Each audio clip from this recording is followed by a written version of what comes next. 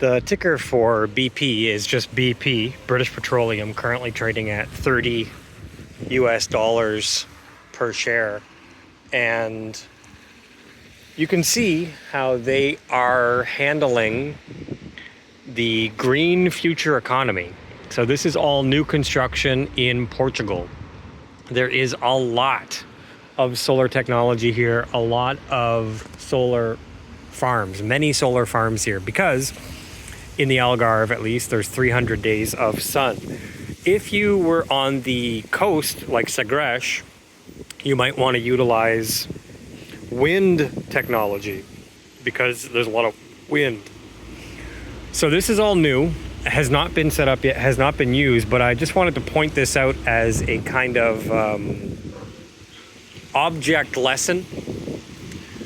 They've created their own power box behind there where they would have massive power generator storage, inverters.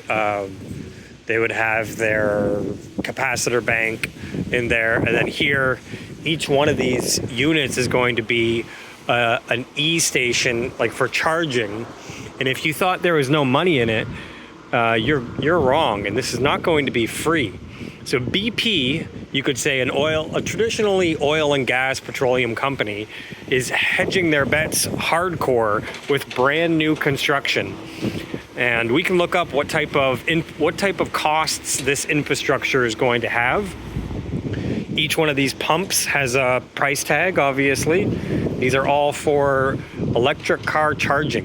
I'm going to take a photo of the sticker on the side, and then we can look up and break down exactly how many are here. So I'm looking at 1, 2, 3, 4, 5, 6, 7, 8, 9, 10, 11, 12, 13, 14, 15, 16, 17, 18 charging stations. And then we're gonna get a picture of the side here. All right, we'll do the math.